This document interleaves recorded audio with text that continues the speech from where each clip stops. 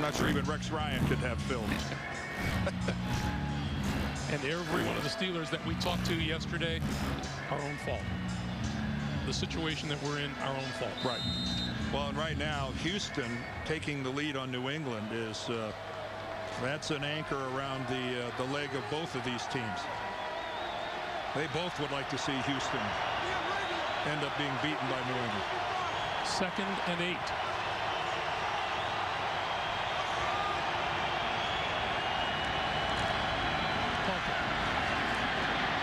That's a killer. That's a killer for the Miami Dolphins. Inside the Dolphin 45 and a first down. And that will bring us to the 2-minute warning.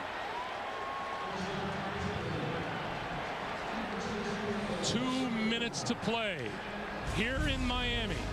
Pittsburgh trying to close out the Dolphins' postseason hopes, keep theirs alive. It's a 3-point lead.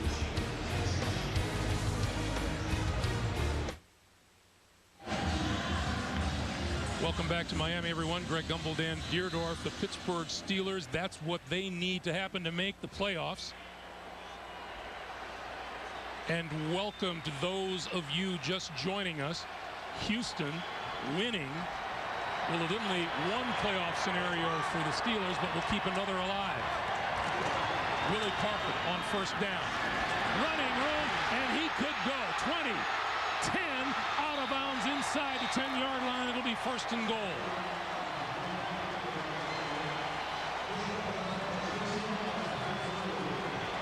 Let's go back to that scenario for the Pittsburgh Steelers, who are just about ready to nail down a win here. They would have needed in the first one Houston to lose. That doesn't appear it's going to happen. Meanwhile, they do need losses by Baltimore, Denver, and the New York Jets. All three of whom will be favorites in their games. So you're asking, you know, Houston, and congratulations to the Texans, by the way. That's their first winning season, I believe. But congrats to them, but boy, it makes it tough for Pittsburgh. Willie Parker spins down inside the 10-yard line. That Houston victory eliminates the Miami Dolphins. Yeah, they, as of this second, they are eliminated. We have a penalty marker down. And illegal shift. 2 players were moving and never reset prior to the snap. Penalties declined. 2nd down. So Tony Sperano's Dolphins putting up a good fight here today, down to their 3rd quarterback of the afternoon. Chad Henne couldn't start the second half because of an eye injury. And then Pat White was knocked out of the game. And we mean knocked out. He took a violent hit on the far sideline. Parker for about a yard to the 8. And the Miami Dolphins burn their 3rd and final timeout. There's Chad Henne. And that motion penalty against Pittsburgh stopped the clock and cost them a good 40 seconds in terms of what kind of time is going to be left on the clock when Miami gets the ball back. And right now, if you're Miami, you're saying if we can force Pittsburgh into kicking a field goal and only having a 6-point lead, hey, stranger things have happened. And right now, the Miami Dolphins are in spoiler mode as you look at Troy Polamalu, who missed his 11th game of the season here today. Now, Mike Tomlin did tell us that if by chance they should get into the playoff picture, that there's a good chance that Polamalu could play next weekend. He did practice a little bit this week. Yeah. That would be immeasurable how much he would mean to the Steelers, but a lot would have to happen between now and then for them to get the turn. 3rd and goal, and Miami cannot stop the clock anymore. Parker to the outside, to the end zone, touchdown Steelers. And a penalty marker is down. Holding, number 86. It's coming back. 10-yard penalty. They're down. Hines Ward is jumping up and down at Bill Levy making that call.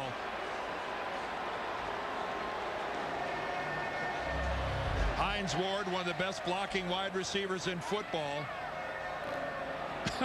And that, on a scale of 1 to 10, that holds about a 9. That is the reason that Willie Parker got to the corner. No, sorry, Hines. No, 86. No. That was the reason that Willie Parker was able to get into the end zone.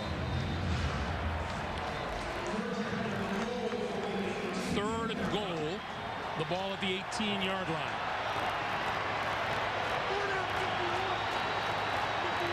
Willie Parker is the back in the backfield along with Roethlisberger. Parker with blockers inside the 15 to about the 11. Aiken Adell makes the stop, and as the clock continues to tick away, we will look for the field goal unit to come on. Well, Ben is certainly working his way over to the sideline.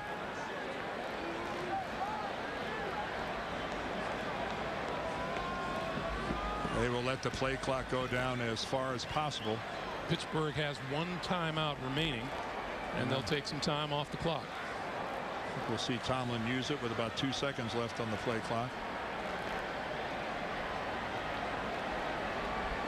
It is not often the defending Super Bowl champions miss the playoffs the following year. Well, they didn't even use their they didn't even use the timeout. They just were willing to give up the 5 yards and go into delay a game. And so that will line up Jeff Reed from about 33 yards out. 12 teams have missed the playoffs. Reed might have told him, hey, I'm a little more comfortable even a little farther back. Maybe, I don't know, give me a little better view seeing he's on a hash. Well, Jeff, how would you feel if we took another delay game back to a little more? Well, we may be in the sweet spot right here. He's got 24 in a row inside 50 yards out. 25.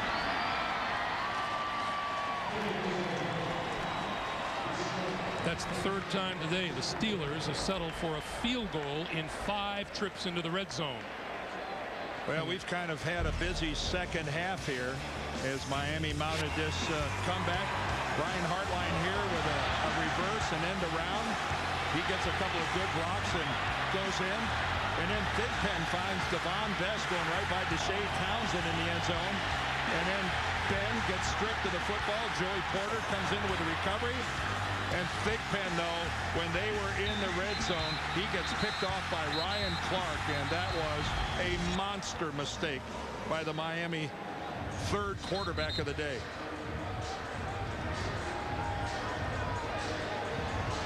Ben Roethlisberger. When Ben fumbled that ball, he awkwardly stretched out. Watch him go back and try to get it, and his right arm is going to get caught out.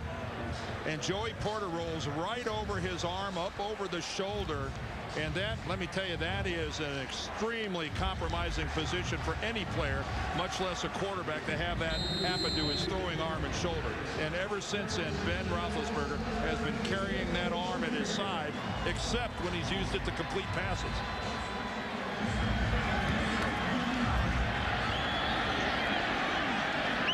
At about the 18-yard line, Ted Ginn Jr., and he was tripped up and dropped short of the 20-yard line by Stephon Logan. And Miami out of timeouts, and Tyler Thigpen coming back onto the field. Well, I know that Pittsburgh has seen their share of leads evaporate in the 4th quarter, but Mike Tomlin has got to be going, please, this can't be possible. Not with 36 seconds left, with the 3rd string quarterback in there with no timeouts.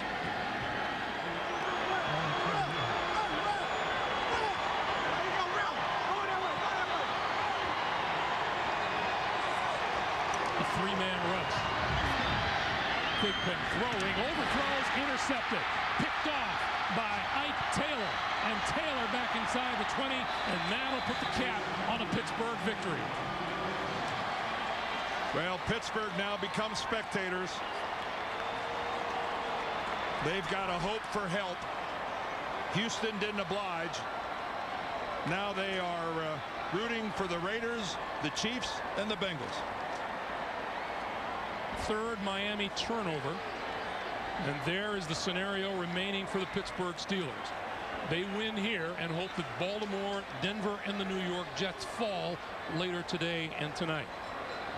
Tyler Thigpen came on in relief, took the Dolphins to 2 touchdowns, but then on the 3rd and 4th drives threw interceptions. Of course, one of those teams that they need to lose, Greg, is the game coming up here on CBS, Baltimore against Oakland, and Baltimore in a win and in situation. So you know how much it means to them. Miami's season is over. Pittsburgh holding out hope for a miracle. They knock off the Dolphins today by a score of 30-24. The Steelers move to 9-7. The Dolphins fall to 7-9. For Dan Deerdorf, Greg Gumbel saying so long from Miami. Most of you will see Baltimore and Oakland here on CBS coming up next. You have been watching the NFL on CBS, home of Super Bowl 44.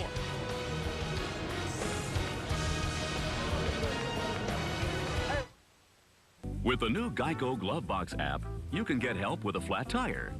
Find a nearby tow truck or gas station. Call emergency services. Collect accident information. Or just watch some fun videos. It's so easy, a caveman can do it. Unbelievable. Where's my coat? It was suede with the fringe. Download the Glove Box app free at geico.com. And now, here's the Geico Play of the Day. Brett Favre connected with Sidney Rice, who leapt over Terrell Thomas to catch this 12-yard touchdown, giving the Vikings a 31-0 lead over the Giants. On the day, Favre surpassed 30 TD passes on the year, giving him an NFL record of 9 seasons with 30 or more touchdown passes. Brought to you by Geico. 15 minutes can save you 15% or more on car insurance. And the first play of the game is an incomplete pass to Gary Russell. Jim Nantz and Phil Simms here in Oakland. The Raiders receiving the opening kickoff after Baltimore refused to take the football, winning the toss and deferring. Tony Corrente and company will be officiating this one.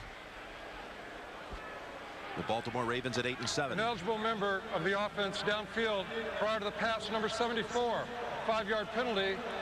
Repeat first down. And again, the Ravens are in the playoffs if they win this game today. Here's the Raider offensive front.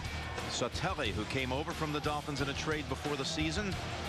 He's the center. They don't get a lot of production out of the receiving corps. In fact, worst in the league. Zach Miller, he's one of the better ones at tight end, had 110 yards receiving last week at Cleveland. 1st and 15, Charlie Fry under center. Second snap of the game. The pass complete to the rookie Murphy out of Florida. He's been a good one and a good find for them. His 29th catch of the season. Going against a Ravens defense that since November 1st has allowed the fewest points in the league. Kelly Gregg, who missed all of last season with a microfracture knee surgery, back this season, plug in the middle. Ray Lewis, another Pro Bowl, one of 5 Ravens to make it, and Ed Reed, who had been out the last 4 games with a groin injury. He returns today and starts. On second down, Ravens go McFadden. And he goes sideways for a couple. Well, Phil, the playoff picture, it's still a bit muddy out there. Again, Ravens situation pretty simple. A win and they're in. Jets play tonight against Cincinnati. And Houston and Pittsburgh both winning today, watching this game with interest, pulling for the Raiders. And they need other help. Houston needs 2 of 3 teams to lose. Baltimore, the Jets, and Denver have done their part now, storming back from 14 down in the 4th quarter to pull off the victory. On 3rd down, Fry flings it, and the pass caught right at the first down yardage by Chaz Schillens. He was injured earlier in the year, and once he became healthy, this team became that much better. Looks like a pretty good spot for Chaz Schillen. Does he catch it on the 30-yard line? Oh, actually, he does get it over the 30-yard mark. Couple things. Boy, nice catch. Gets it, possession of it before it hits the ground, pulls it back in. Chris Carr on the coverage. John Harbaugh, the Ravens, pretty excited about the last few weeks, doing a better job with their defensive backs when it comes to covering wide receivers. First down for Oakland, and now it's Bush in the backfield, but a pass play, and it is complete. And that's out across the 40 to Reese. Marcel Reese, the fullback, goes for 11 yards. All right, the Jets again tonight in with a win. Baltimore, if it wins here, clinches a spot, but then the others need help, including Denver.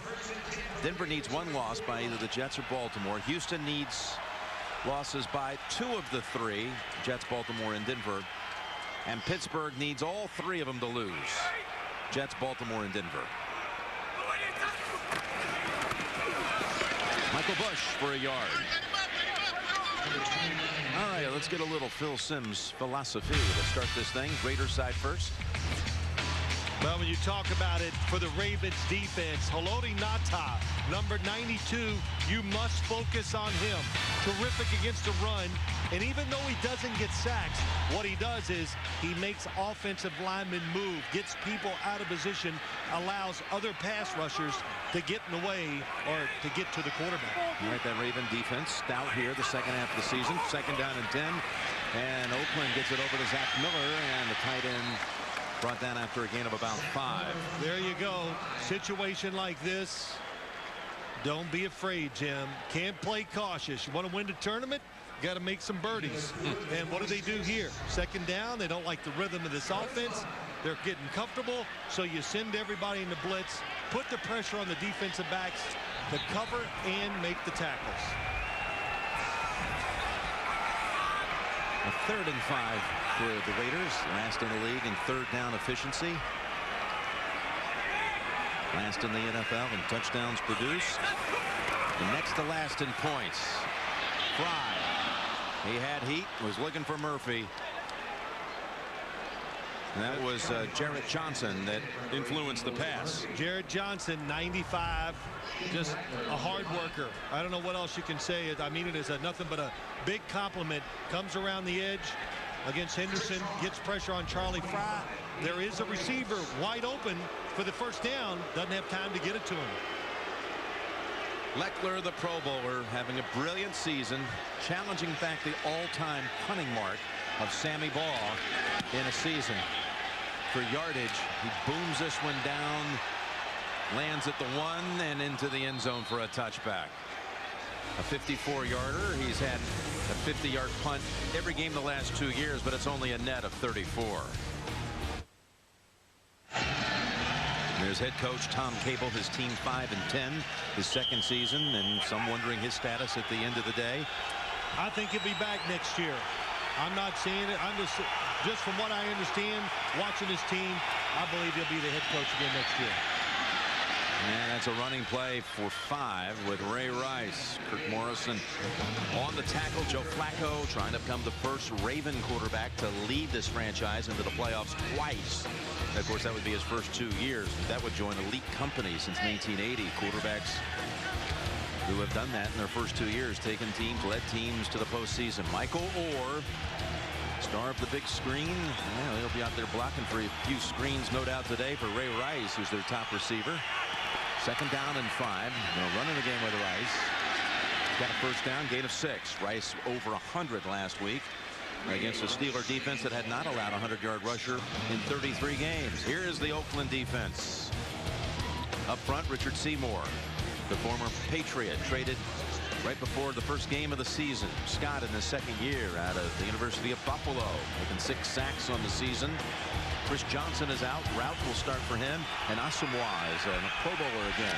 Flacco's pass deflected and almost intercepted as Huff was closing in on it. That was Route, the starter for Chris Johnson, who deflected it.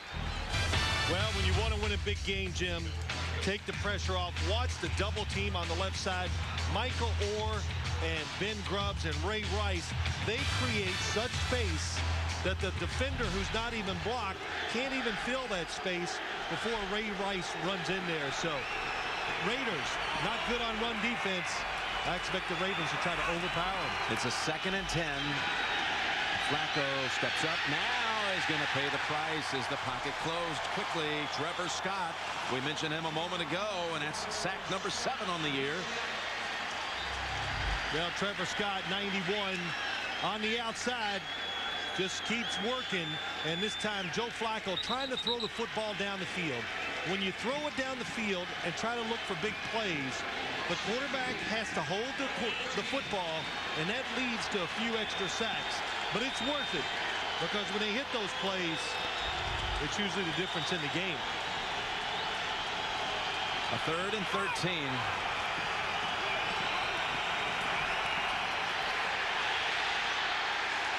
Oh, and what pressure, Mike Mitchell and that Raider defense allowing 1 first down and then buckling down, forcing a punt. Right up the middle. When I talk about blitzing, it's about spacing your defense, your players, and it's timing.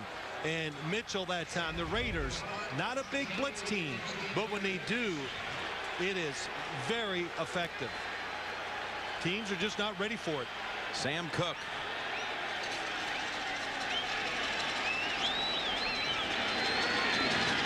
Sends the punt down to Johnny Lee Higgins.